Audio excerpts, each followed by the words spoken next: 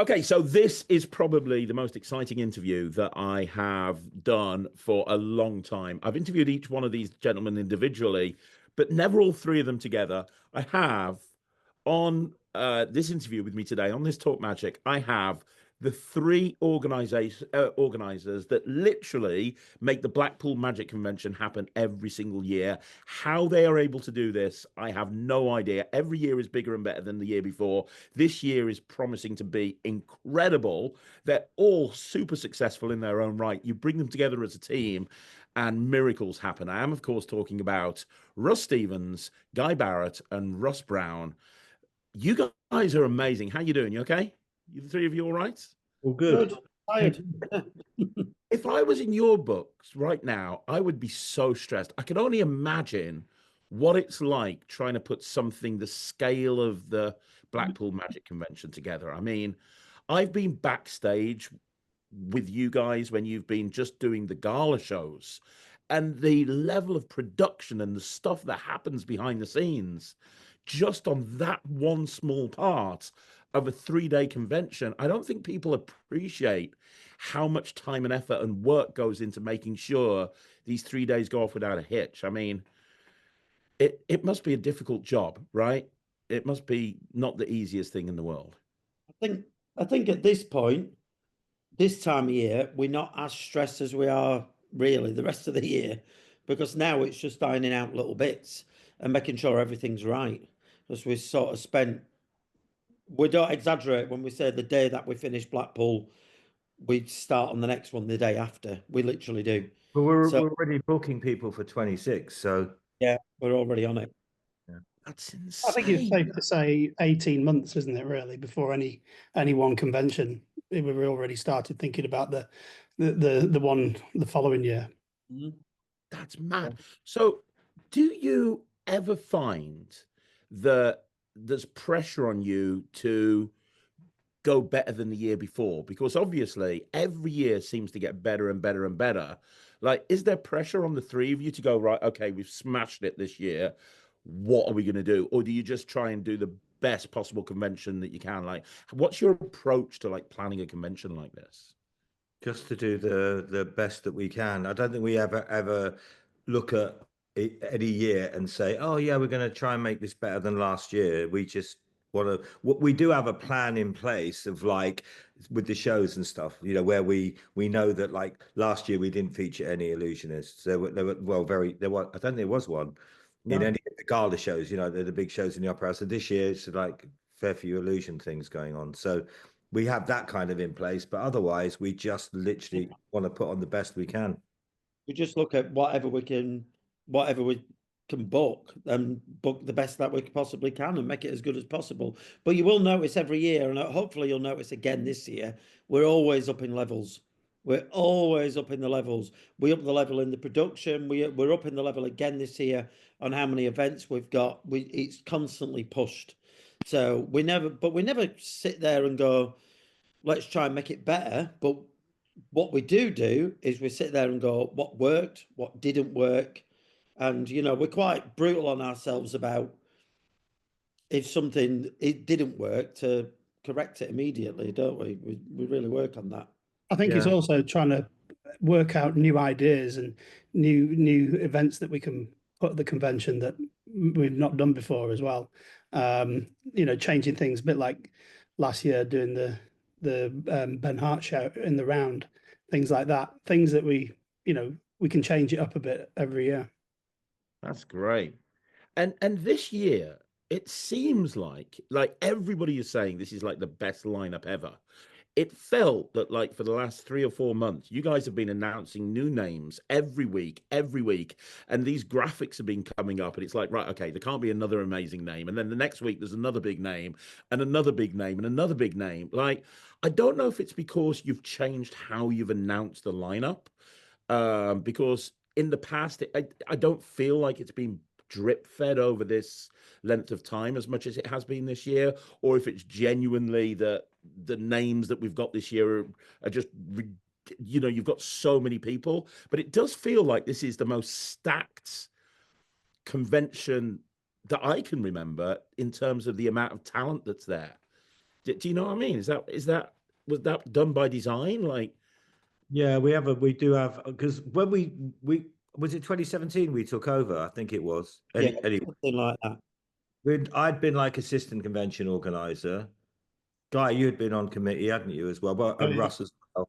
But I'd been assistant convention organizer, basically learned nothing because Derek Lever was so autocratic in what he did. In fact, it was like the kiss of death for me to recommend anyone would guarantee they were not going to get booked. So yeah, literally. So I didn't really learn much apart from how a committee worked, which is a thing into itself. I think we all learned a lot from being on the committee. That's changed a lot within the organization, but also when we jumped in on 2017, none of us really had that kind of experience of actually running it. So we were kind of like learning as we went. We knew though that because we're all ex-performers or performers, Russ is still doing it, guys stopped, I have, but we're from that background. So I think we came at everything from a completely different angle to any other magic convention because we are from a performance background and we really wanted to make it a convention for everyone. You know, like yeah, you know, sort of covering all genres of magic, but also being aware of what's out there and what's happening. And we're all kind of, yeah, we're all very much into magic still in a big way, but all our skills are very from the same sort of background. Yeah, you'll notice that we really upped everything tech-wise and things like that as well, and production values went through the roof. And that was because we were just like, let's put the money on the stage. That's it. The money that people are paying to get in, let's let them see it. And I think you really do. One thing that was interesting, the last week when we were still tweaking the schedule, because that's why the schedule never gets released months in advance, because we're still tweaking it. And as you just heard before we were chatting, we're tweaking it again today. We'd love to send you the schedule in 2017 compared to now. You wouldn't believe it. The difference. really? Oh, the difference in the amount of events. It's just insane what we've changed it to.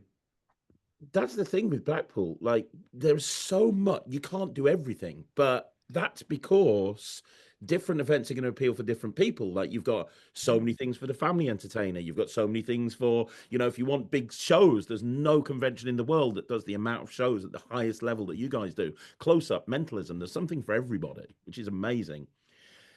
Do you like what was the decision that you know you're bringing back the one competition this year, and the first one competition was a couple of years ago. It was really popular, everybody loved it. You then rested it for a year, and now you're bringing it back again in 2025. Was there a reason why you rested it and why you're bringing it back now? Not really. We always had the plan of it. We would do it again, but we never planned. Oh, we'll do it in 2 years or 3 years time. It's just like if the time felt right, that was when we were gonna do it again. We might never do it again. We might do it. Yeah, we might. Do you know what? It's a living thing. The convention. It always changes. That's why every year when Russ says we're upping our game, I think we're upping our game because it changes every year. Hmm. You know, so we've got new rooms. We've got a new room this year. Well, a room that existed, which was Circle Hall, which Guy runs, which is where we've only ever used it for standalone shows in the part of the Fringe, the nighttime Fringe shows.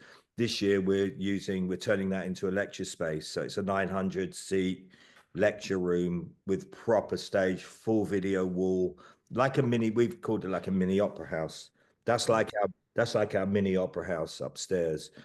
And so that when we put the shows on in the evening, like I think we've got Claire Kentos, uh, Jack Dan, Rowe. Zach Mears, Guy will know more than me, but Yeah. when we put those guys on, that you're going to get more of a show experience, a bit more production, or a lot more, actually, a lot more production than previously. So again, it's just this thing that we're constantly evolving and changing, and yeah, like we're not doing in the round. We did in the round last year. We could make that a regular thing. I think a lot of conventions, that was a big success, and that excited me. I think the format excited me more than anything we ever put in the room. No disrespect to Ben, Ben's brilliant, but that was what excited me was another experience that you don't see at another Magic convention. It was amazing how many people went to see the show on the Friday in the Circle Hall, walked into on the Saturday night, and the venue completely changed. And everyone, the reaction was, I was stood by the door where people were coming in, and the reaction was great just to see these people, just because they thought they were just going to walk into a sort of a theatre style theatre, and to see it completely different. It was amazing seeing the reaction for that.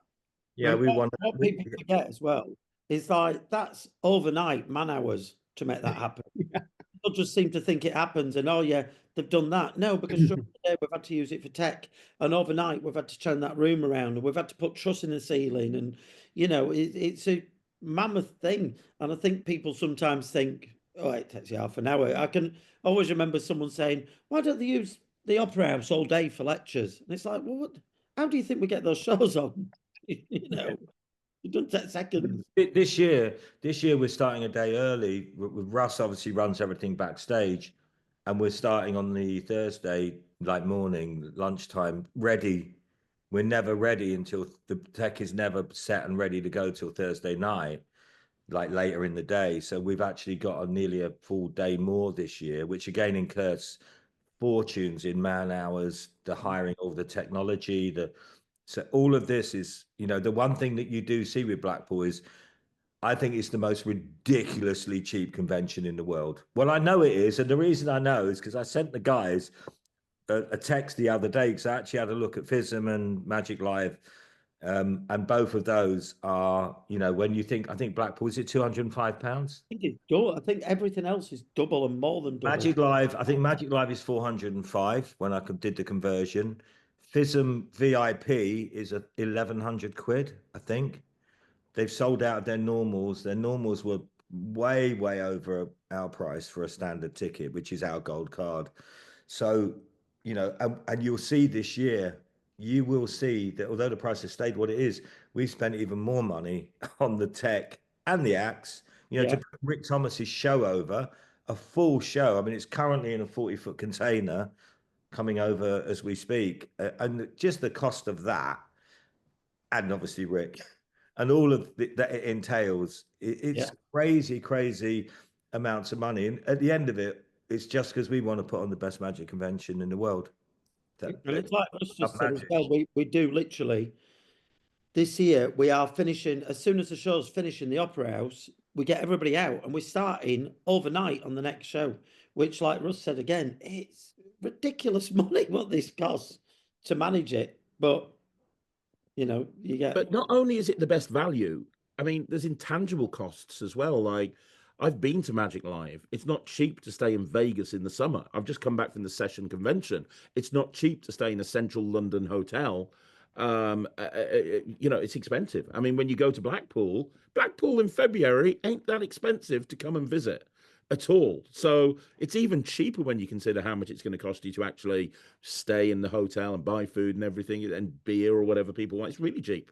Really and do you know what? In Blackpool, you can get, it always annoys me when you always get somebody online on the convention group going, oh, all the hotels are awful. Well, no, they're not. It's like, you're trying to stay in a hotel for 20 quid a night, mate. Of course it's going to be awful. But, there is like good 5-star hotels in Blackpool as well. That literally, when we've had headliners like Lance Burton and Matt King say they've been over the moon and compared it to Vegas, hotel-wise. But people just want to spend 20 quid and then go, oh, it wasn't very good. It's like, well, of course not. You spent 20 quid. But you can do it. You can put it as high or low as you want, really, that. It is a good thing for Blackpool like that. Also, I think with the convention, the one thing, we change it up every year for ourselves as well, because we don't deliberately plan to, but we're just like creatively, that's the fun part. For me, it's the fun part. The fun part is coming up with other things to give. Like there's one idea potentially, we're just waiting literally on a visa for someone, right? There's one idea that I think is, it's as exciting to me as Magic in the Round, of that thing of changing a venue up. And if it comes off, we haven't even announced it, so we're just waiting to see. And it's more the actual, the performance will be amazing. but it's more the way we're going to do it that excites me more, and what it is, and how few people will see it. Very few people will see it. You know, that's what I love about you guys. You don't rest on your laurels. Nobody would blame you to.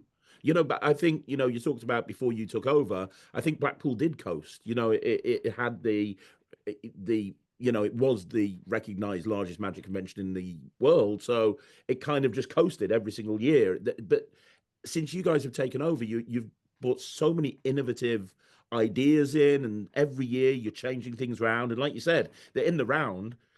Most conventions would have kept that because it's such a huge success. But you're like, well, now let's do something else. It's great.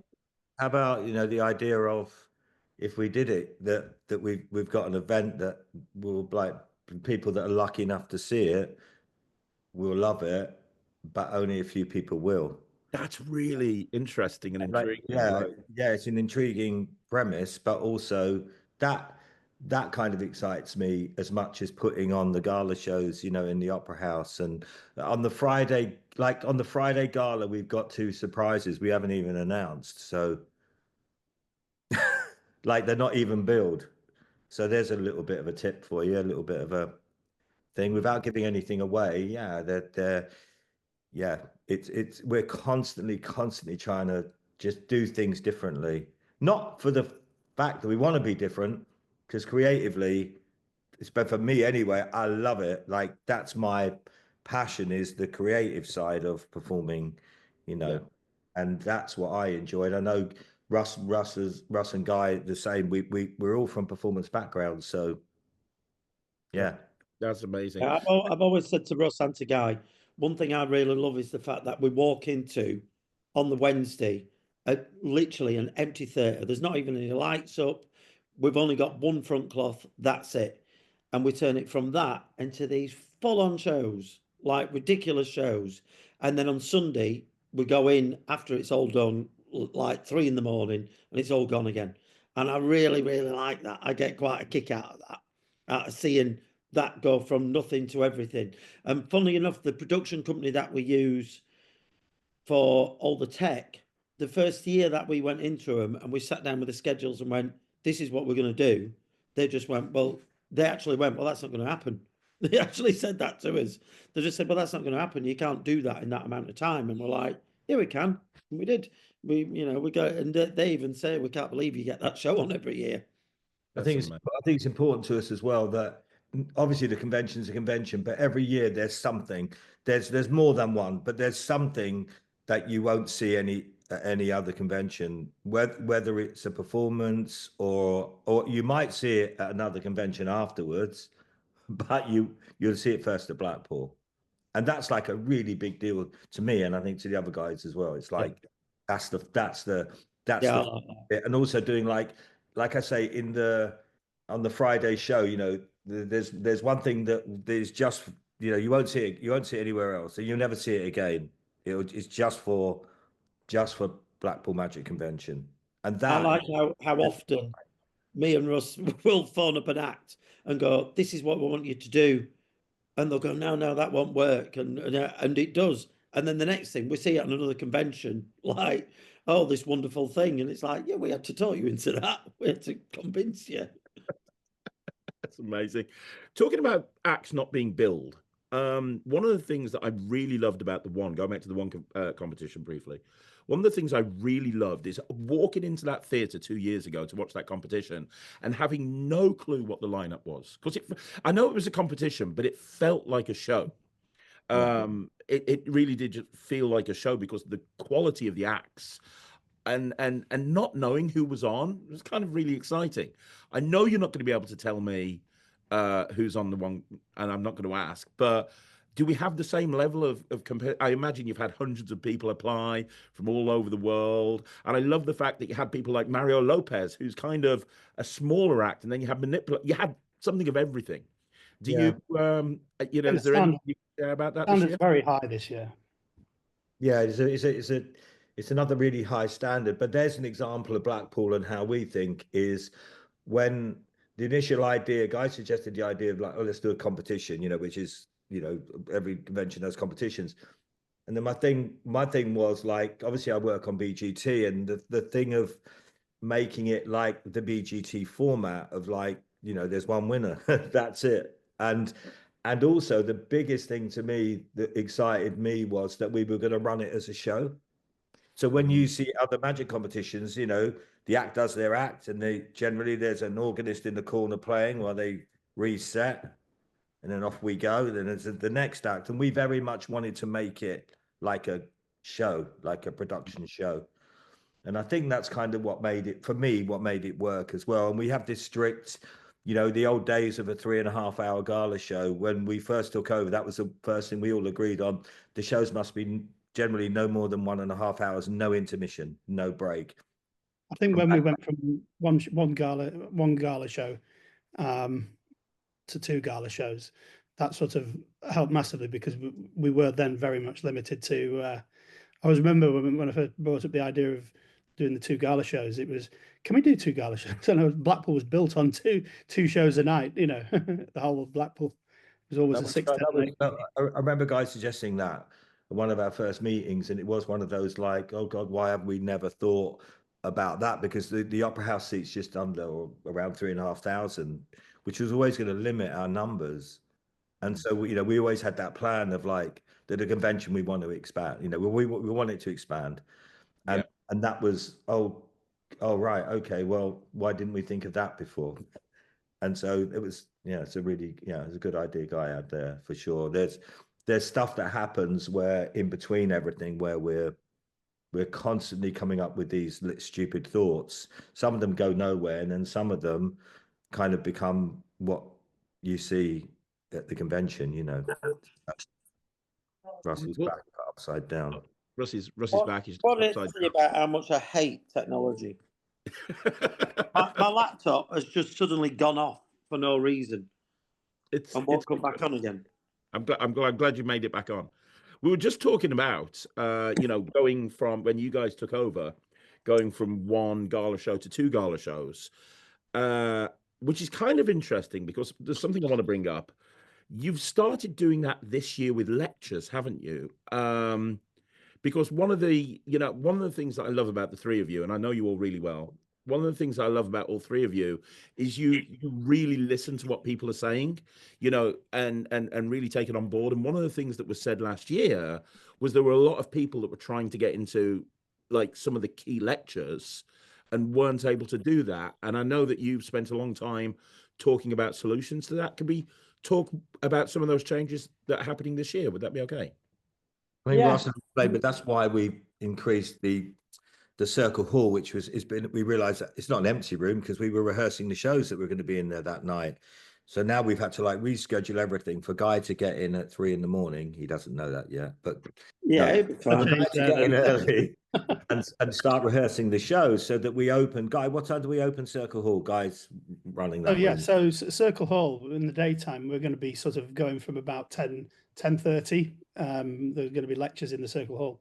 Remember, there are 900 seats in there, and then obviously we can't do it with everyone, but we're kind of trying to predict which lecturers we think will be those ones that the big hitters have the overspiel, yeah, and so they will repeat. Maybe, and we've also got yet another room as well, a smaller room, but it still seats 300, called Renaissance, which we've added in. So now it's like, I think if you look at the schedule now, there's constantly something on, but a choice of things to be able to see. So on paper, it should reduce all of those issues. So, but we also spend a lot of time. 2017 as a precursor to that is like it still won't. You're not going to get into everything. No, like, of course not. If you really want to go, if you want to go and see David Stone's lecture, go an hour and whatever it takes. Queue, get there early, and because there will be 900 up in the Circle Hall, and then we're going to repeat it again. But nothing is guaranteed. No, and also we they won't name who it was, but there was one lecturer, Russell, know who I'm talking about. There was one lecturer we just didn't expect to have the queue that he had. Like Yeah. we just didn't expect it. So there is that as well, that unknown quantity of, we think we pretty much can guess, the big hitters, but then We do have one or two. We had a couple last year where we were like, what room should they be in? That room, yeah, that's fine, blah blah blah. And it's up against that, that's okay, that'll spread the numbers out, that's all good. And then everybody wanted to see this one person. And we were like, I can remember me and Russ stood at the queue like, why is this queue so big? What's going on? And we completely misread how popular they were. So It's Yeah, kind yeah, of that's not not always gonna gonna we be- have made some fatal the biggest fatal mistake that we all made was the year we first booked Matt King and put him in the arena for just one performance on the Saturday night, I think it was. yeah. And that And was even like, down to when we brought Matt King back, the reason we put him in the arena is because we said it's not going to work in the Opera House, having that smaller show on that big stage. It won't work. And even when Matt King come back last year and killed it, ripped the place apart, I was sat in his hotel room the night before with him, and he was saying, "I'm not sure it's going to work." And I'm going, "Yeah, I think it'll be fine." And it is, you put a really good performer on there and it works. So he was amazing. Well, one thing that I've seen, you rarely see because you've got so many people that are like, it's kudos getting a chance to appear at Blackpool, whether it's as a performer or a lecturer. A lot of people are kind of looking at that as a big part of their career, and because of that, you kind of have the pick and the choice of whoever you want. It's rare to see anybody come back 2 years in a row, but you've got Tom Wright coming back again this year, haven't you? yeah, that's a lesson we learned. Like we put Tom in Foyer foyer Hall.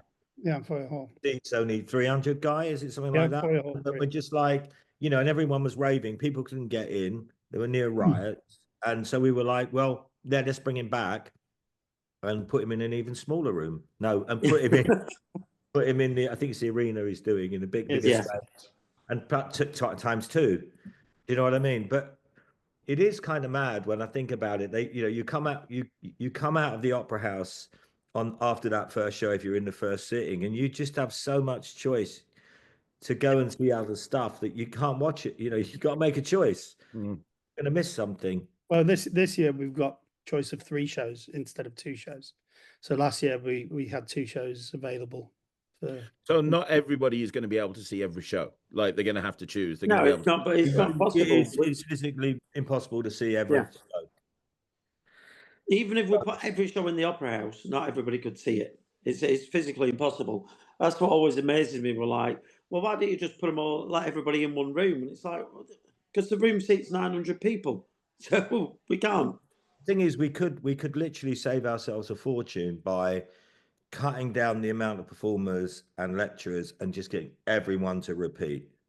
So, okay, everyone, you get to see it. You kind of get to see everything, but you don't really have that choice that Blackpool gives you. Yeah. Yeah. And that's the thing as well, is like being aware of what's out there magically, so like, although I used to do stage illusions, Guy predominantly did as well. Russ is more sort of stand up chatting, stand up performing stuff. I think we're all, I'm especially aware, and Russ is, I know, pretty much similar, that like what's out there, all those, like, I've started to go to it. Started 3 years or so. As soon as we took over, I started going to the Fringe in Edinburgh, because I knew that was a market we weren't tapping into at all. And so we have got some of those Edinburgh performers, or style of performers as well, which makes the Fringe so different to any other magic convention. We get very excited as well when we find an act that no one's really knows of. That's a really good act. And then we're like, and then we'll look round and go, wait a minute, they've never done anything. And then we'll contact them. They're, oh yeah, I've worked for years, but I've never done a magic convention. And they're the acts that usually you have to really convince, because they're like, magicians don't like me, magicians don't get me. And then you really convince them. And then once they're on, they're like, oh my God, it works. Without giving names away, like some of the biggest names are the ones that were most unsure about that they weren't going to go well. Wow. Yeah, quite It's amazing. always the bigger ones, the bigger names are the ones that are really unconfident. Yeah, and the ones that are usually super turn talent. out to be not as great are the ones that are like, oh yeah, I think that's in life generally, isn't it? Yeah. You know, like the super talented, super creative people are the most doubtful of their own abilities. That's been my experience in life, and definitely with Blackpool, there's been a few moments where we would scratch our heads, going, "What?" Like one in particular was like, they weren't going to do it, and we had to really convince them to do their show, and they genuinely were in after the first performance it backstage. You know, they were like they didn't realize it would go like that, so they were like all the anxiety and everything. I remember. All the adrenaline kicked in it then. Yeah. Yeah. And that particular person, we actually had to convince them by getting to see the convention the year before and saying this is what it is. And that's sort of what convinced them. But even then, it took a lot of talking into it. Yeah. Wow.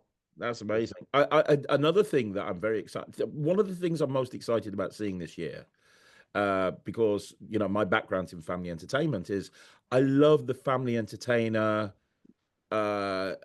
show. All the previous winners. Last year you brought the family entertainer competition back. Now you've got a show on. That's great. There's a lot of kids entertainers, a lot of family entertainers that come to Blackpool. It's great to see that you've got so many events for them to go to as well. Yeah, I think that was one of my big things when we took over the family entertainer. You got 3 lectures the entire weekend and the comp, and that was it.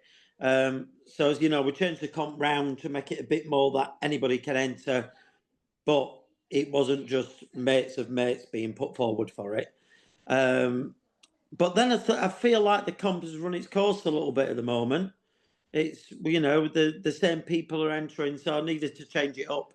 So that's why we put Mario in for a year, which at the time I got so much hassle. I actually stood on the door being screamed at by kids entertainers, and then afterwards they're like, "Oh, it was brilliant." It's like, "Yeah, of course it was." And then this year I just thought, we've run it for enough that we've got 6 performers, so let's do it as a show instead.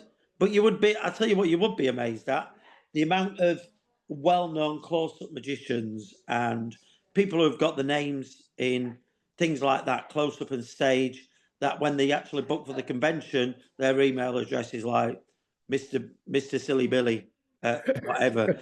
And they are actually kids entertainers, and that's how they make their money. They just don't tell people, which they should. They should be pleased that they do that. Can I bring up one more thing as well that people were kind of negative about last year? The security guards. I know that a lot of people were annoyed with them. I know me personally, I got kicked out of they wouldn't allow me to my dealer stand half an hour before the thing shut. I was allowed back in. I had 3. It happened 3 times to me at the convention. The best was me urgently trying to run down through the dealer's hall to get at that back exit to get something to do with one of the shows. And I've obviously got a pass that we can go where, we're the organisers, so we kind of can go where we want. And he literally physically stopped me, and it was, "No, mate, it's 4:30. And I'm like, no, look, I'm one of the organising committee. I need to go and get a prop. No, you're not allowed in. And he actually called one of the other committee guys from the convention, Mike Brennan, both 3 times, had to come and go, "No, he's okay. You can let him in." But it wasn't the fact he was stopping me. It was more how rude they were. So we were really aware of this because we experienced it ourselves. I don't know what was going on. It was like they were door staff from Brannigan's back in the 1990s in a bar on a Friday night in Blackpool where everyone's drunk. Do you know what I mean? So we are aware, and that is Winter Gardens arrange all that for us. So that was one of the first. We have a debrief after the convention about a month after. That was one of the big concerns we raised with them. So we hope that the Winter Gardens have listened. They told us they have, and it'll be way, way better because we were really annoyed. ourselves, because not only did we experience it, but we want our customers to have a fun time. Right, that's good. Can I ask about the late night entertainment as well? Because that you talk about how events have changed over the course of the last few years. Like for ages, it was Beat the Wand, and then that obviously went away, and we had something else last year. We've got new events this year, haven't we? We've got new sort of 18 plus events that take place after the two shows. Could you talk us through briefly what that's about? Because nobody's really mentioned much about those shows yet. And I know a lot of people are excited about seeing them. You know, people like going to those events. I think What's Russ is very much Russ's baby. The late, although I went to Edinburgh and saw Insane Magic with the three guys, the late night one, and thought, oh, that's a great one for the, because it's an existing thing, whereas a lot of them are just thrown together for the convention. Yeah. You know? So, It was the late night things. We did have issues with the venue because some of the late night events were getting a little bit out of hand. Nothing was planned, nothing was, literally anyone could go on stage and do anything. And, when the venue's saying to us, our staff are not paid to see that, we don't have a license for that kind of thing to happen in here. That's why it had to change, which, was controversial. But it's like we said, on the Saturday night, we've now got an existing show with Insane Magic. So that's something that's being worked and we know it's going to work.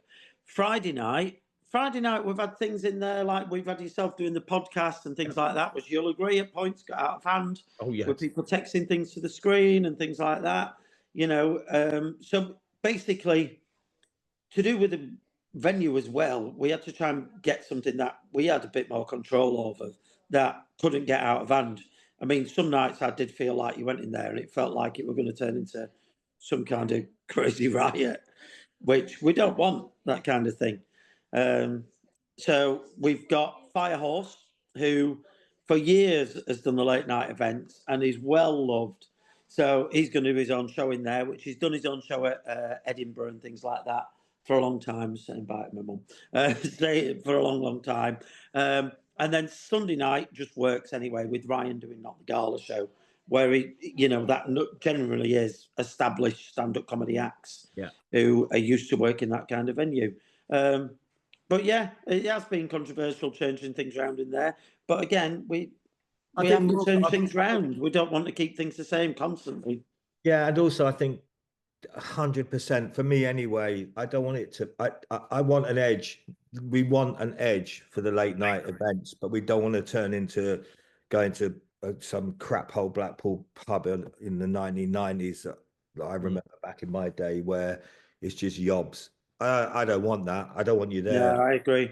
But also this year, I mean, we tried it once a couple of years ago when we had Jay and Josh putting the late night show on. This year we've got sort of 3 late night shows, which are the same sort of time as the late night events in the bar as well. So we've got Zach Mers doing 2 days. He's doing the Friday and the Sunday, and then obviously we've got the Terry Fater as well in the Opera House. So they're all sort of on a completely different vibe. So each one will, totally, as you said before, it finds its own audience. The people who want to see, I don't know, Terry Fater possibly don't want to go watch like a late night raucous swearing comedy show. Nope. So, it finds its own people.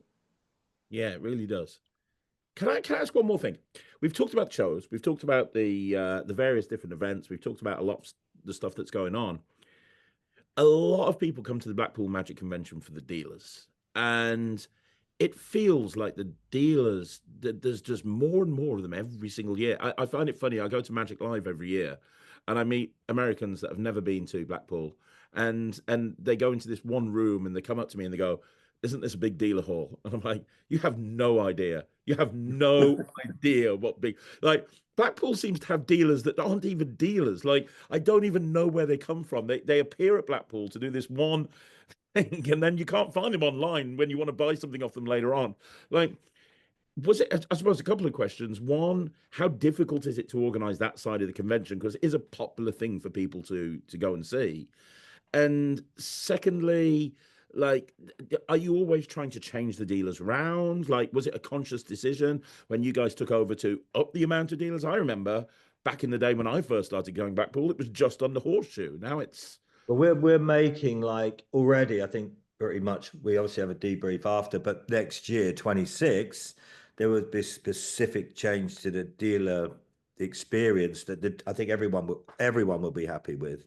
So both dealers and registrants. So, but we have on our team, we have Chris Strickland who runs the dealers. So he deals with all of that. We're across it and we know what goes on. But we know there's a waiting list of 60. I think there's a waiting list of 60, I think there is. And we're very much into giving the registrants the best experience, you know, which for them is, you know, as much as possible. And we've always thought that as well. So yeah, Chris does an amazing job with the dealers, to be fair. I see Chris walking around and he just looks stressed constantly. And he's not a stressy person, in Chris. I always say, if you see, especially me, but rarely me, Russ or Guy, but if you see me walking around and I'm not backstage, it's usually because something's going wrong. So I've always said to my friends, they say, "Oh, I saw you walking around." I say, "Oh yeah, you know, if I don't stop and talk to you, it's usually because something's going wrong. That's why I'm not backstage, because I'm having to run out and sort it." I think Guy's going to be up in Circle Hall all the time. Russ and I are always. Russ is backstage. I'm out front in the Opera House all day from what 8 in the morning, Russ, 8:30 in the morning. Yeah. And Russ has got that thing of, I'm sort of stage managing it and making sure everything's working on the stage. But Russ is sort of stood with the camera guys and the lighting guys, because Russ will stand there and, you know, the act will literally say, "Oh, I want this." And Russ will have to say, "No, you don't want that. That's not what, it doesn't look right. You need this." And then sometimes they'll argue it. And then afterwards, the act always comes up and like, "Oh, yeah, you were right. That's what I needed." So it's good to have it like that. Those production values and like I say, doing stuff, you know, that even slightly differently, making the acts look better, although they're really great, you know, maybe with some lighting that's better or some content on the video wall or stuff like that, just to give it production that other people don't really, don't do, kind of thing. But that's because they're lucky, you know, as in the team, we're lucky to have really the members amongst us that have that experience, which I don't think there are many people with that experience. Well, I was going to actually ask that question. You talked about when you guys took over in 2017, it was kind of being thrown in head first with very little kind of like, "Hey, right, you're taking over now." Obviously, all three of you plan on not going anywhere anytime soon, but at some point down the line in the future, you're going to want to call it a day in terms of running the convention. What's going to happen then? Because without being, for anybody listening to this, like, I know all three of these gentlemen personally, and they are the most talented people that I know. Like I've said to you, I don't think anybody else could do what you do, Russ. I've seen you over and over again. I've been through BGT with you and Ryland. I know what you do. Guy, we've worked together. You've built my act multiple times. Like, Russ, you know, you're a good friend. I'm at the House of Secrets more than I am at my own house. Like, you guys have so much talent between the three of you. I think if you took somebody that even, you know, if you took a normal magician and just said, "Right, okay, book that guy," you take me. I've been performing my entire life. You put me in that gala show and said, "Right, organize it." I wouldn't even know where to start. I wouldn't know who to call. I wouldn't know what to do. I wouldn't have a clue. Like, I think also one thing as well is, I know from my point of view, and I know Russell, and we've sort of grown up with this convention as well. So, you know, I can remember sort of being maybe 10, 11 years old when the convention wasn't massive. So it sort of progressively got bigger and bigger over the years, and we've sort of grown up with it. Yeah. So, yeah, I've been involved with it since I've been 8. You know, 8 years old. so having that sort of, you know, we didn't just come into it, and we were sort of thrown a bit in the deep end, but we came from the background of knowing how it's progressed over the years, and then we just sort of Yeah, took but it to the level and carried on as well, you know. I've got to say that all those years that we were around it, I think we all felt the same way. Definitely, I definitely did. Was like, oh God, this can be like so much better. Yeah, there was a lot of us looking at when we took over. I think the first thing we did was say, what shouldn't we do? What should we get rid of? I think it was we went the other way to what most people would have. Oh, let's do this and let's do this. We looked at all the bad things to get out first. For instance, like, the number one complaint was that the gala shows lasted 4 hours long. It was just too much. So we changed it. And as importantly as that, we had like those Russ and his crew backstage that are so competent to run a show. And it just felt like you were watching a series of acts one after the other. There was no like flow. There was no like trying to make it a show. Do you know what I mean? With a really great host, or we'd have a racist comic one year, or it was just like stuff that I would know. I knew at the time. I'm standing out front watching that year, cringing, and knowing, like not at the event, knowing beforehand, that's not a good decision. And you were seeing these decisions being made that I just knew we could make it so much better, so much better. And like Russ said, easy fixes. Not all of them, but the initial things were from our side with the shows were like, oh God, we can make these like we could improve these overnight by cutting them down to 1.5 hours, no intermission. Remember, these were like 4-hour marathons with a 30 intermission in between. And oh God. It's also considering what people want to see. Many times we've sat there and gone, what do they want to see? What does the registrants, they're the ones that are coming to the convention. So we're trying to make it, for them really.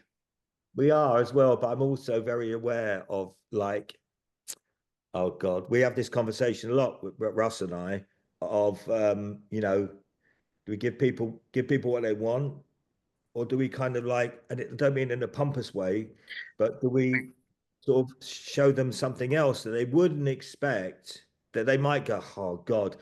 And that's my best thing, is like for someone to come to the convention and see something where they go, oh God, I didn't expect that to be like that. That was brilliant. Do you know what I mean? So I've always got that thing in my head of like, sometimes like from Guy and I are illusionists or ex whatever. And from that side, it's that, a lot of other magicians kind of look down on the illusion thing, and rightly so, with 90% of it. But there's some brilliant performers out there, as well. Not loads, but there are. And it's that thing of like just showing everyone and going, look, this can be great. Like Mario, what a genius booking that was. You have that preconception of kids entertainers, and he was like, wow, like, wow. And that's that thing of just giving people not really what they expect sometimes. And hopefully they come away and go, I didn't realize that could be that good. Yeah. It's amazing. One other thing, actually, you keep saying that. I know, but I keep thinking more to say.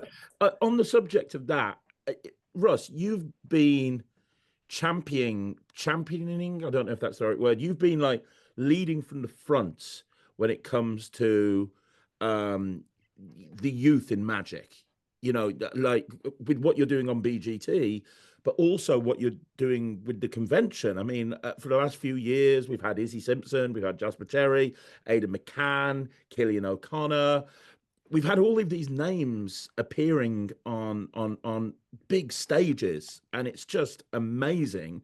And now, for the first time ever, you've got Killian bringing his own show to it's like over the summer last year to Blackpool. I mean, that must be I mean, can you tell me? Yeah, I mean, that's amazing, right? Yeah. And it's I've always, the whole BGT thing, when Izzy was the first one really to do it, and obviously others followed, and that's been probably the most satisfying BGT thing for me, is that thing of the kids and seeing what it does for them. Like you said, like you've experienced it yourself, haven't you, as a family?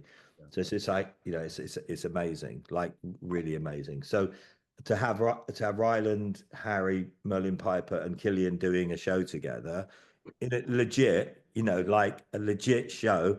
Please, if there is something and it's fallen or whatever it is, everyone try and go and see the show, because I think you'll be surprised at the level of the magic and the performances as well. They've had a tour to sort of hone it all in and get it all running. And again, we're just prior to this, I was just saying to you, Craig, we all need to jump on a Zoom to work out this show. Well, I'm not going to be there. I'm in the Opera House, but even that, we're kind of like, that's another part of the jigsaw. Russ and Guy are doing the same thing, where we're constantly working on these other events that, we're not even a part of, or what won't be there to help.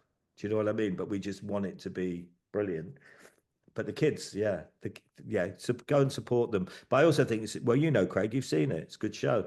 An amazing show. Yeah, it's great. It's incredible. And some proper fooling magic as well. It really is. I mean, Killian's such a strong performer, and Harry's car manipulation is just next level. It just really is. And yeah, and we got a bit of flack when I think I put a couple of the kids on the go. Oh, actually, Ryland was one, but I put Killian on, and one year, and we put Ryland on in the gala shows. And I remember we got a bit of flack online from a few people. My thing was always like, they were, if you're of the level that I think for a kid to go on that stage and not embarrass himself, and for everyone to see just what the younger people in magic are up to. It's great. That's a great thing to see. Do you know? And that's why. And we haven't done it. We haven't had a kid on a gala show for a few years. No, not for a few years. We don't really have like, oh, that's what we're going to do every year. There's always a plan. There's always like a reason to it. It was just to say, look, they're these kids. You might have seen some of them on BGT. Here's a couple of them live. Look, they can kind of do it. They're really good. Yeah, they really are. They really are. Yeah, it's amazing. It really is. And the future of magic's really, really, really, really, really strong. One last thing, because I know you guys have got to go. Hey. So, One thing. I promise you this is the final thing. Of course it is. You said that you're already planning for 2026. You've had some big names that nobody ever thought you'd get. Uri Geller is a perfect example. I never thought I'd see Uri Geller at a magic convention. Bringing Matt King over to do his full Vegas show, that's another example. Rick Thomas this year, God knows how much it's going to cost you to get all of those illusions over here. I mean, I can only imagine. It must be an astronomical amount. Are there any names on your magical bucket list that you would like to get to the convention that, 1 year you'd be like, yeah, okay, this is a name that I'd love to have if there's something I can do to make that happen? We're constantly talking to the probably people that you are thinking about, Craig. Yeah. So it's an ongoing. Lance Burton took about 3 or 4 years. Really? Yeah. Yeah, we're always, people are like, why don't you go for like the big names? But we do, and it's constant work. And yet again, quite often the big names are like, no, it won't work at a magic convention, but we constantly try and we're constantly on it. It's always. That's amazing. That's amazing. Well, we have a bit of a policy, sort of, we'll always ask. There's no harm in asking. And we always work as well. We always, if there's a name that we really, really want, we find out people that are close to them and we will book them and let them see how good it is, in the hope that they'll go back to that person and go, oh my God, you got to go there. It's amazing. And things like that work. They do make a difference. Didn't you, and I might be remembering this wrong, but didn't you in 2020, just before the pandemic, kind of tease that you were going to have Chris Angel come? And then obviously the pandemic put paid to that and we went virtual and so on and so forth. Yeah. Is that something that we could see be revisited at some point? It could happen. It's just these guys and the people we're talking to, their schedules are so big and so ridiculous that, like, that was all signed. That was all. That was going to happen. Well, you saw that we did the announcement video on the Sunday night after the final show, and we were so excited about what we had planned, which wasn't what people would have expected either, and unfortunately COVID put paid to it. But there's nothing to say. We always have this thing of like, there's nothing to say that we won't, anything's possible. Like anything is possible. We've always thought that, but also we've also realized that you know, last year or the year before, I think the year before is a Yuhu Jin year. I always remember. Look, we didn't really have like a massive name, but it was like one of the best conventions. Yeah, it was just killer act after killer act. Yeah, and it's just show, like, wasn't it? we're very aware of what's out there and who our wish list are, and they don't need necessarily be huge names. There's one that I'm after. Pleased that we get him, and he's not a huge name, but I know he'll be like a massive hit with his one-man show and a lecture. Massive hit. Right. Like, and he's not a huge name, but I know that our customers will go away going, "Oh my God, I didn't really know about him, and how brilliant is he?" Do you know what? Do you know what I mean? Like, so, and we're constantly having to getting these people is difficult. It's very much a long game because, as was said, their schedules are, they're booked year, 2 years ahead. So, we're thinking you have to look so far in advance for these sort of people. Also, we also know that, we don't necessarily need that massive name. Like, No. it's great, and also, again, it changes it up. Mm-hmm. Like, it changes.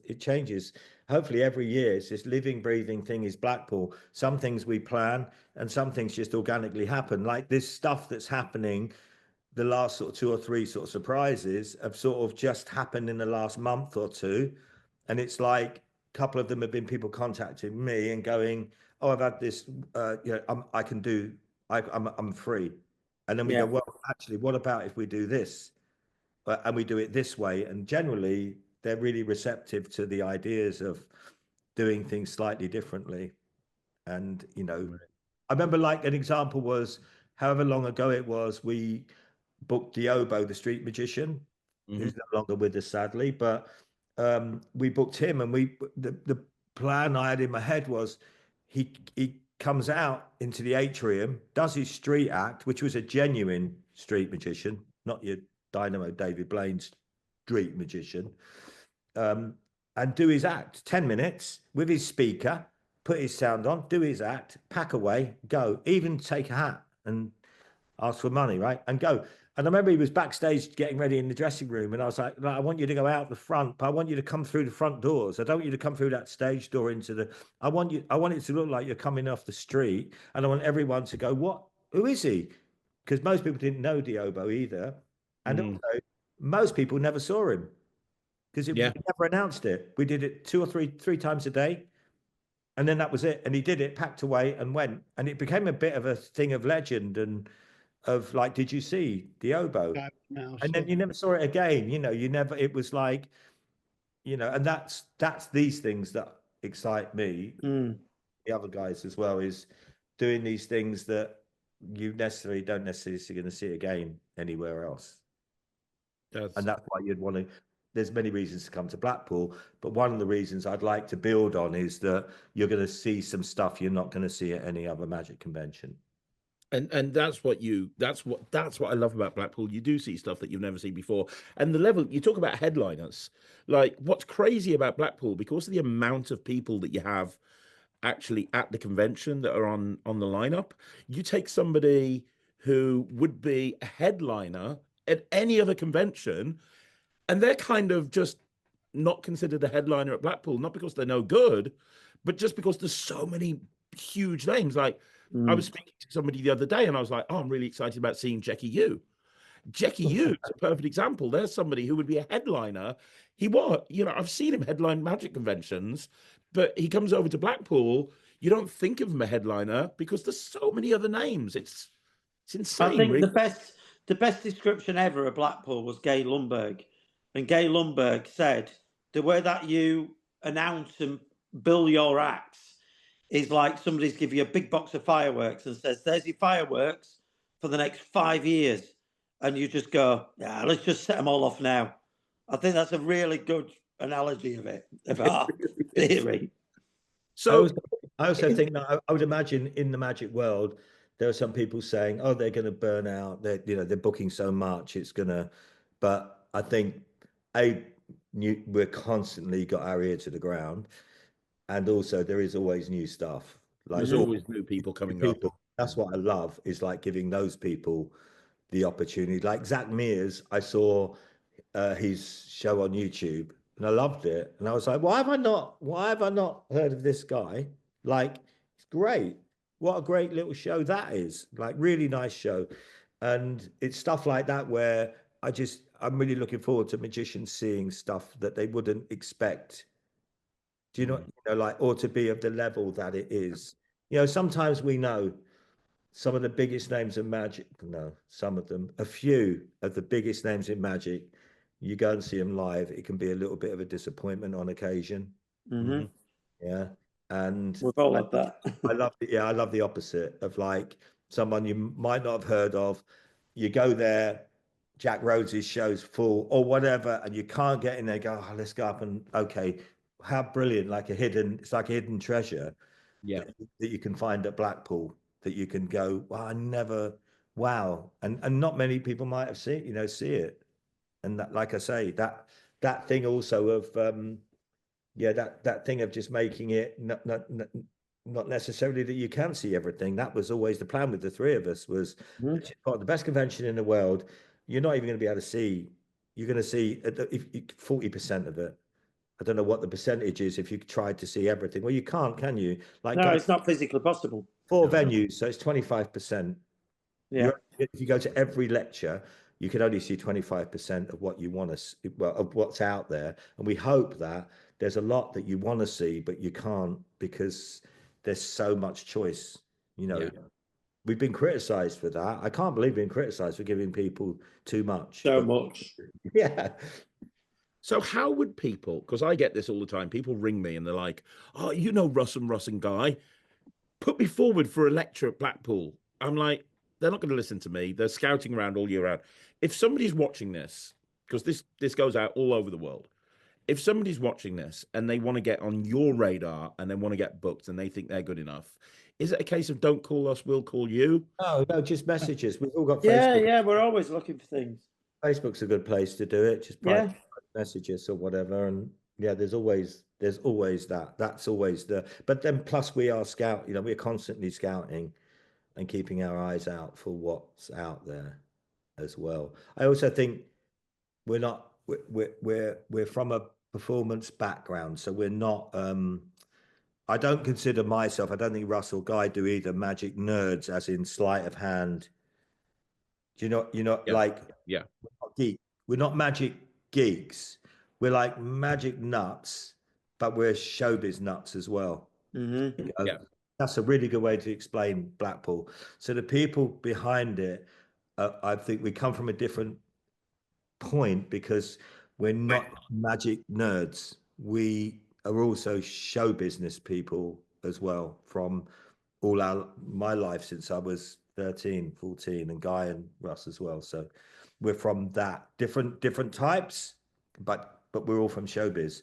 So I think that's what's the biggest way to describe why Blackpool's what it is. I think is because we're not those kind of, but we love sleight of hand. And I love all kinds. That's it. I love all kinds of magic. I think both Russ and Guy do as well. Like I get as excited watching a brilliant Jan Frisch when he first came years ago, as much as I do as watching Yuhu Jin or as watching Rick Thomas. Like we appreciate all of that kind of stuff, which amazes me. I mean, I won't say who it was. I worked with someone recently, and who said, I said to him, "Do you go to Blackpool?" He said, "Yeah." And I said, "Oh, great." I said, "What kind of shows do you kind of go?" He goes, "Oh, I don't bother with any of the shows. I just go for the lectures." And this was performing on a stage. And I'm like, well, you need to go and see some shows for sure. That always kind of blows my mind. So, I don't know now how people find time to go to the Ruskin, to be honest. How's that going to happen? I can't see how they can, because they're going to be dead, aren't they? They're not going to go. Yeah, they are though. They don't care. They stay up all night, don't they? It's like the Lost Boys. Yeah. Anyway. Well, you know what? It's funny that you guys aren't performing nerds, and yet you've booked the most popular performing nerd in the world at Blackpool this year. Tom Crosby, who I'm also excited to see. But thanks so much for coming on. I know how busy you guys are leading up to the convention. The irony is, I'd like to say I'll hang out with you guys at Blackpool, but I won't. No, you won't see us. You guys are the ones. It must be terrible that you don't get a chance to experience what you've spent a year. We see nothing. Like the only time I've not seen a gala show in about 7 years. And we don't see, Russ and I obviously don't see any of the satellites. Yeah. We don't. By the time last year, I wanted to see the roast. Harrison, Yeah. And I was so tired. I was like, I can't. I'm not going to make it in the morning otherwise for the setup for the following day for the gala shows. So yeah, and also just as a quick shout out, there are a team of 8 of us. So, and without those other people, the other 5, we would not be close to doing this. Yeah, so, everybody's got their own role, and yeah, you know, and they all do it great.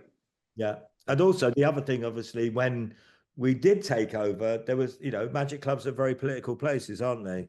So there was that. We had so much, 2 or 3 years of navigating some quite horrible situations, and that, you know, wasn't pleasant, to the point that 2 of us nearly just didn't carry on and just went, I just don't want to go through that. You know, nothing's worth that. And then we've ended up where we are is great. Like, because I just feel like we hit our stride last year. That was the first one where I was like, because COVID, we were just starting to, and it hit. And then we've kind of built back up. And now I feel like we're back in the stride, and we're, hopefully not just next year or this year now, but next year and following years, we'll just keep evolving it. Yeah, make it better and better. Yeah. I can't wait to see how you're going to top this year. We haven't even done this year, and I know you're going to find it hard to top it. But you know what? I know that you guys will as well, because that's what you do, and I'm so glad that you put all of the hard work in. And whoever's watching this, by the way, I see how hard these 3 men work, and it would be so much easier. They're all successful in their own right. It would be so much easier for you to not bother. You're all so busy doing your own thing, and so have so many projects on. It'd be so much easier to just go, actually, no. But it shows how much you love the Magic community, how much you love Magic, that you're prepared to put so much time and effort in for this one thing. I don't think I could do that. So on behalf of the Magic community, I'm genuinely serious about this. Thank you so much for all the effort you put in. I know that, you know, when you run a convention, you only hear the negatives. You don't always hear the positives. It's always, people are quick to complain, but they're not quick to compliment. Always the same 5 or 6 people, by the way. Yeah, I used to get really wound up at the Facebook group, but now I just look and I go, oh, it's him again, oh, it's them again, it's him again, it's her again, it's him. It's always the same. But it's like the app. You know, I spent hours and hours and weeks building all that content on the app. And, you know, last year they're all, and I've addressed all the complaints last year. And I think only one person's gone, oh, well done, because you've changed everything I requested it to. And it got like 4 likes. And we are like, so as well as like Russ said, Russ has done the app. I've done all the posters. I do all the online, you know, stuff. Guy does all the logistics, so we're not just like putting the shows. We're like, you know, we each have our roles. It's mad. Like, way beyond what anyone would think. You know, the hours spent on the app by Russ, the hours spent by me doing those posters, and I mean, I had someone today, oh, you spelt this wrong, or what, you know, it's a constant thing that we're doing. And that's just that side of it. And I think that would be enough of a job for the average person, which is why we've got the other 5 people, which is the registration hub, the dealers, financials, hotels, you know, it is a machine. But I think it's quite amazing that, as I've always thought with Blackpool, a little Magic club in the northwest of England puts this on, basically. Yeah, I don't know. It really is. It's absolutely amazing. And I know how busy you guys are outside of Blackpool. You know, Russ, you with BGT and everything else that you do with your consultancy. Russ, you perform all over the place. You're the busiest performer I know. You run the House of Secrets, Guy. You know, you're constantly working in that warehouse, pumping out illusions constantly. How you guys manage to do this, I don't know. So, but seriously, thank you so much, and please never stop. Never, ever, ever stop. All right, just keep going every year. And if you haven't booked, book, because this year Yes. will be a special one for sure. But hopefully next year will be even better. Love it. Guys, tickets are still available. I will put a link down below where you can get them from. Don't wait until the day. And then don't forget, just so you guys know, if you are coming to Blackpool for the convention, the following week, Showzam is taking place. And there's a whole stack load of stuff. It's half term. So if you've got family, you can bring the kids. You've got a load of stuff. I know Killian's doing a show. You told me there's a new illusion being involved in that show. I know you've got Andrew Basso coming doing an escape. Russ, I know we've got Ryland doing workshops at the House of Secrets and then shows in the evening. And there's all of this stuff, plus a bunch of other stuff. And it's all completely, a lot of it's free. You know, it's well worth coming to Blackpool. I'll put a link down below to Showzam as well. You can book tickets through Showzam there for everything that's going on. But this is kind of like become a bigger thing than just a convention now, with Showzam taking place the week after. It's amazing, really is.